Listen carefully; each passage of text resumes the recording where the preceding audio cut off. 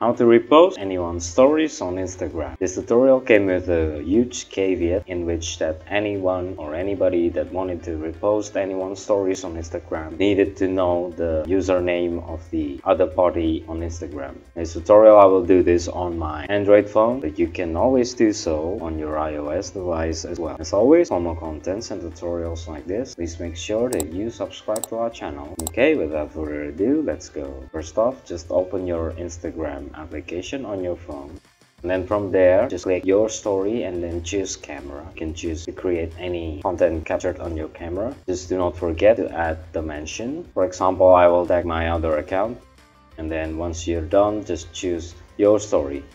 Instagram should notify you that your story has already been posted. In this tutorial I will use my other account. On theory, in practice you can use your friend's account or your family's account or your relative's account, whichever. And from there you can click the messages, and from the messages you can see that I have already posted on my other account mentioning my other username. Just click it and you can edit it. You can add more caption to it. From there you can just choose add to your story. As you can see that now my reposted posts have already been posted to Instagram.